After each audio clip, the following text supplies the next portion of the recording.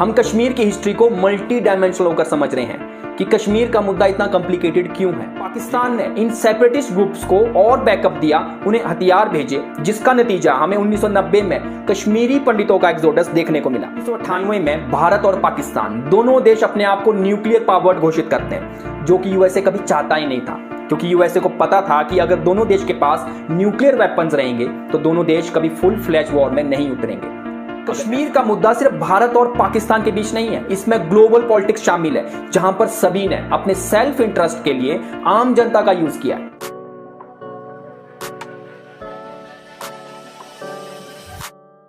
हम कश्मीर की हिस्ट्री को मल्टी डायमेंशनल होकर समझ रहे हैं कि कश्मीर का मुद्दा इतना कॉम्प्लिकेटेड क्यों है। लेकिन ये वीडियो देखने से पहले अगर आपने इसका फर्स्ट पार्ट नहीं देखा है तो प्लीज देख लीजिए, क्योंकि वो देखना जरूरी है ताकि आपको ये पार्ट आसानी से समझ आ जाए। लेकिन वीडियो शुरू करने से पहले अगर आपने इस चैनल को सब्सक्राइब नहीं किया है प्लीज कर लीजिए, क्योंकि आपके इस छोटे से एक्शन से मुझे बड़ा मोटिवेशन मिलता है। यूएन ने United commission for India and Pakistan का गठन किया, जिसमें एक रेजोल्यूशन पास किया गया कि दोनों देशों को कुछ शर्तें माननी पड़ेगी। हालांकि ये शर्तें बाइंडिंग नहीं थी। एक तो पाकिस्तान अपनी आर्मी और ट्राइबल को बाहर निकालेगा, और जब ये हो जाएगा तो दूसरा कदम भारत उठाएगा, जिसमें वो अपनी आर्मी का मेजर पोर्शन वापस बुलाएगा और सिर्फ उतनी ही आर्मी डिप्लॉय करेगा जितना सिर्फ नॉर्मल यूज के लिए होना चाहिए। और जब ये दोनों शर्तें पूरी हो जाएंगी तब एक प्लेबिसाइट करवाया जाएगा, जिसमें आम जनता अपनी पसंद के वोट के जरिए डायरेक्टली बताएगी कि उन्हें क्या चाहिए। लेकिन पाकिस्तान ने कोई कदम उठाया ही नहीं और ना ही आज तक कोई प्लेबिसाइट करवाया गया। जिस दिन ये मुद्दा यूएन में पहुंचा उसी दिन दोनों सेनाओं के बीच को लाइन ऑफ कंट्रोल बना दिया गया, दोनों सेना को स्टॉप कर दिया गया। और ये line of control temporary line है और इंटरनेशनल लाइन तब तक नहीं बन सकती जब तक कश्मीर का मुद्दा यूएन में सॉल्व नहीं हो जाता। और इसके साथ सीज फायर का भी डिक्लेयर किया गया कि दोनों देश एक दूसरे के ऊपर हथियार नहीं यूज करेंगे। 1948 में शेख अब्दुल्ला को जम्मू कश्मीर का प्रधानमंत्री बना दिया जाता है और इंडियन कॉन्स्टिट्यूशन में आर्टिकल 370 को ऐड किया जाता है, जिससे जम्मू कश्मीर को स्पेशल स्टेटस मिलता है। उसका अपना संविधान था, अपना झंडा था। लेकिन जब सेंटर और शेख अब्दुल्ला के बीच तालमेल बिगड़ना शुरू होता है तो 1953 में उन्हें 11 साल के लिए जेल भेज दिया जाता है। 1965 में कश्मीर इशू फिर से एक बार भारत और पाकिस्तान के बीच लड़ाई की वजह बनता है। लेकिन यहां पर कश्मीर इशू ही सिर्फ एक वजह नहीं थी। इस वक्त तक यूएसए और यूएसएसआर कोल्ड वॉर में थे, और इस लड़ाई के बाद जब इंडियन गवर्नमेंट को एहसास हुआ कि ग्लोबल पॉलिटिक्स में यूएसए और यूएसएसआर में से किसी एक के साथ चलना भी पड़ेगा, इसीलिए हमने सोवियत यूनियन से हथियार लेना शुरू किया। दूसरी तरफ पाकिस्तान को यूएसए सपोर्ट कर रहा था।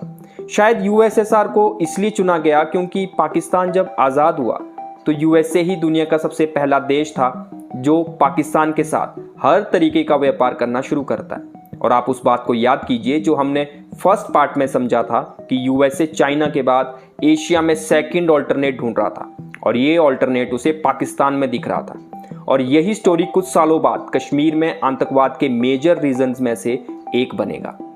1974 में इंदिरा शेख अकॉर्ड साइन होता है और इस अकॉर्ड के तहत शेख अब्दुल्ला जम्मू कश्मीर के नए सीएम बनते हैं। और इस वक्त तक कश्मीर इशू यूएसए का एक इंटरेस्टिंग सेक्टर बन गया था, जहां पर वो अपने हथियार बेच सकता था, और ये मार्केट उसे पाकिस्तान में दिखाई दे रही थी। लेकिन पाकिस्तान की मार्केट इतनी बड़ी नहीं थी कि उसे एक अच्छा प्रॉफिट हो सके।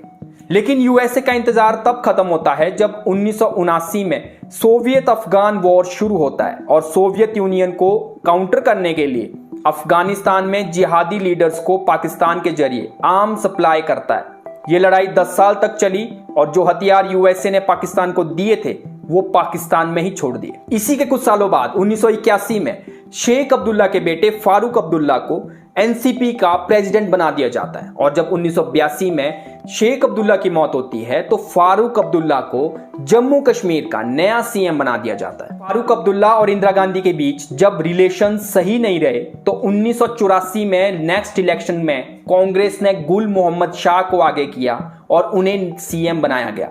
गुल मोहम्मद शाह का एडमिनिस्ट्रेशन सेंटर ही कंट्रोल कर रहा था, इसीलिए वहां पर वीक एडमिनिस्ट्रेशन के चलते टेररिज्म एक्टिविटीज बढ़ रही थी और उनके पास वही हथियार आ रहे थे जो पाकिस्तान में अमेरिका छोड़ चुका था। पाकिस्तान का सेपरेटिस्ट लीडर्स को फुल सपोर्ट था।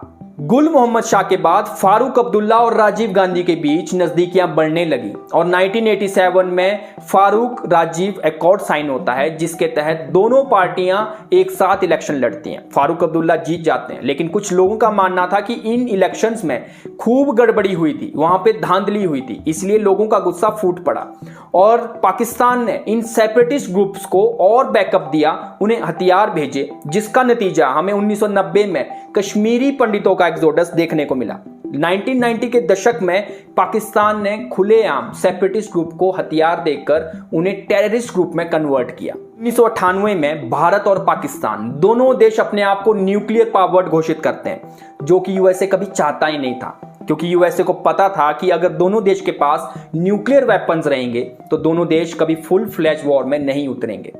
अगर ऐसा होता है तो यूएसए को यह डाउट था कि उसके हथियार कैसे बिकेंगे, उसकी आर्म्स सप्लाई कैसे चलेगी।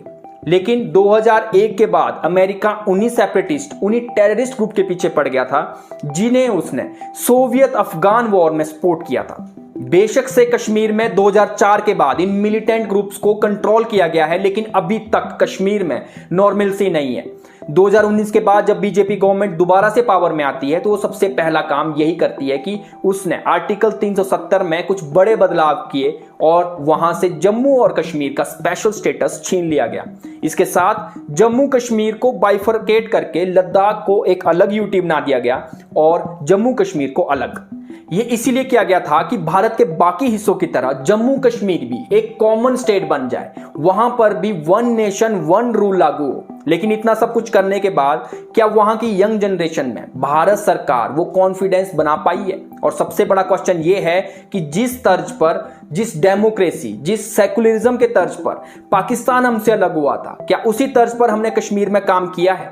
और जो भी वहां पे घटनाएं हुई थी या वो घटनाएं हो रही हैं, क्या वो सिर्फ पॉलिटिकल एजेंडा या पॉलिटिकल इंटरेस्ट में करवाई गई हैं? Every person in Kashmir has been affected by India and Pakistan. The Kashmir is completely destroyed by India as well as by Pakistan. This is a territorial dispute, they call it. They don't need people. The main stakeholders are the Kashmiris. Their opinions are not being heard. The best way to handle the Kashmir situation is to have a dialogue and to hold a referendum, and both of the countries are not doing anything as such. In every action there is equal and opposite reaction. The more suppression you face, the more you rise. I just want to get a freedom, to get a right to do everything. As a teenager, I have big dreams, but as a Kashmiri, the dreams are suppressed here. Kashmir का मुद्दा सिर्फ भारत और पाकिस्तान के बीच नहीं है, इसमें global politics शामिल है, जहां पर सभी ने अपने सेल्फ इंटरेस्ट के लिए आम जनता का यूज किया है। आपको इस बारे में क्या लगता है, प्लीज कमेंट करके जरूर बताएं। और अगर इस वीडियो से आपकी नॉलेज में थोड़ा सा भी वैल्यू एडिशन हुआ हो तो इस वीडियो को लाइक एंड शेयर करना ना भूलें।